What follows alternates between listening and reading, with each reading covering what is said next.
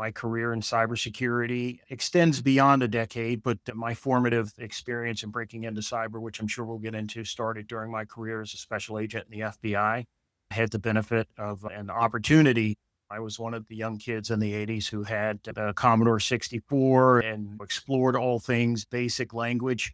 I've always had an interest in technology, always been a early adopter, if you will, of technology, but I did not ultimately major in computer science. I literally walked into the FBI field office in San Diego, spoke to the applicant recruiter, and was on my way 9 months later back to Quantico to train as a special agent in the FBI. I had an opportunity in the early days of my time in the Bureau to be a counterterrorism investigator, bank robbery investigator. I served on 2 FBI SWAT teams. Every aspect of my career is the result of intentional planning, putting pieces into place, playing what I call the long game. I think that my story certainly is an example of the fact that anyone can break into this field. This field and the technology is learnable, it's teachable. As we've seen today, there are folks with degrees that still can't get jobs in cybersecurity unless you have the practical application. To make sure that I could understand how the concepts were being amplified and actually put into practice in the real world. And the combination of those two things has ultimately resulted in a unique position I think I have in the industry, which is conceptually understand quite a bit. And I'm also able to relay.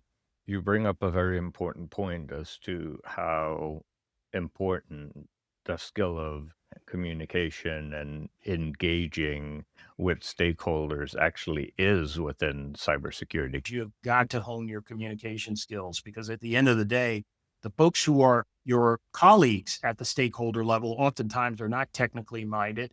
You have to be able to communicate in their terms, which are business terms, and which is, we can certainly go back and talk about this. The great communicators and the great leaders have outside skills that really allow them to normalize themselves and communicate in a fashion to the audience to be able to reach them and touch them. Yeah.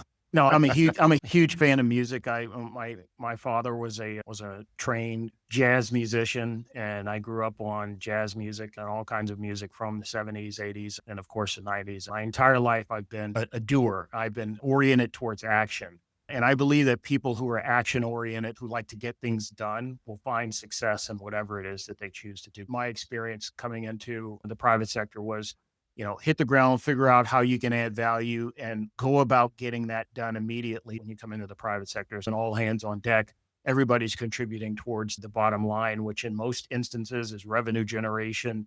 Small to medium sized businesses, and certainly the global public sector at all levels, typically doesn't get all of the attention that they deserve. And the funny thing is that SMBs have to operate, quite frankly, at the same level of capacity and capability as the big firms on the landscape. But I'm trying to bust that model up, which is, hey, get yourself some fractional expertise in there in an interim fashion that can bridge the gap between you building your own security team while offering you enterprise level skills and capabilities. And what we do is we send in a team of professionals to help bridge the time period between these small to medium sized entities building out their own security apparatus. I mean, once you're in this ecosystem, information's coming at you from all angles. It's important for you to create your own streams of interest. Artificial intelligence is a great example of that, right? I was at Google when their focus went from all of the various places for which they were focused into what they were going to be able to deliver around artificial intelligence. And I feel as a business owner, a new business owner, that AI is a game changer for organizations. These things are coming at us. And I tell you, it won't be too long over the next probably 5 to 8 years before we see an advancement in, say, quantum computing that blows the whole AI talk out of the water. Leave folks with trust but verify when you go in with AI and ensure that you put some process controls around what you give it access to before you let it loose in your environment.